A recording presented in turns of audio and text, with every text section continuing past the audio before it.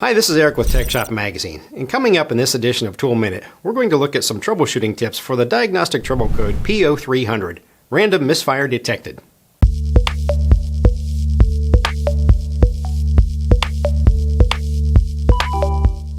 This video is sponsored by LaunchTech USA, solutions with the power to perform fast and accurate OEM-level diagnostics and repair. Visit LaunchTechUSA.com to learn more. Misfire codes are some of the more common DTCs that we see on a regular basis, and although we are specifically discussing P0300 here, all misfire trouble codes should be approached with the same mindset.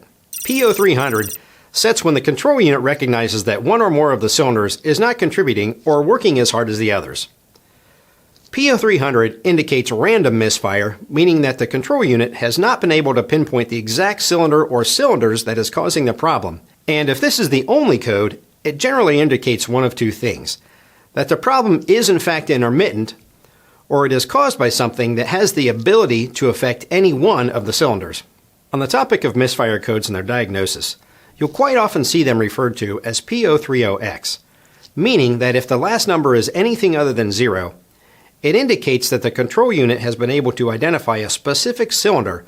For example, if the code is P0303, it would mean that the control unit has identified cylinder number 3 with a misfire condition.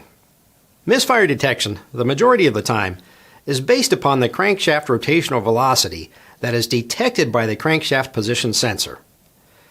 A misfire causes the crankshaft to slow down, and when the PCM recognizes this to be happening above an allowable threshold, it will set a misfire code.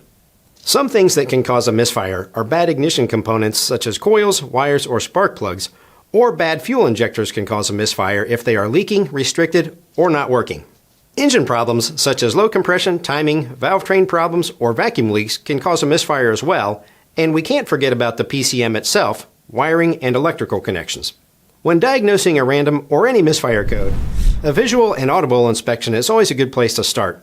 And quite often, you may see a problem right away, such as a broken or chewed through wire, a damaged or loose connector, or you may hear a vacuum leak.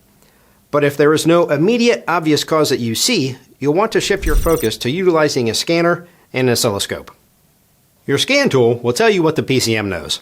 If the PCM has identified a specific cylinder, it's much easier to confirm that the suspected cylinder is causing the problem. But if it is a random misfire, you'll adjust your approach to looking at what can affect any of the cylinders.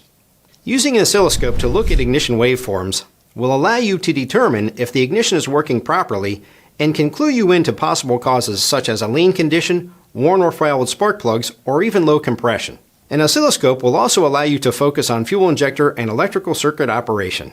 Basic tools such as a simple spark tester, fuel pressure gauge, compression tester, a digital multimeter, and injector noid lights are among the common items you may use as you track down these problems as well. Before you begin, don't forget the importance of manufacturer information and TSPs. There are a lot of really strange things that can happen and cause these codes, and if there's a manufacturer TSB, it can save you a lot of time. Thanks for watching TechShop's Tool Minute.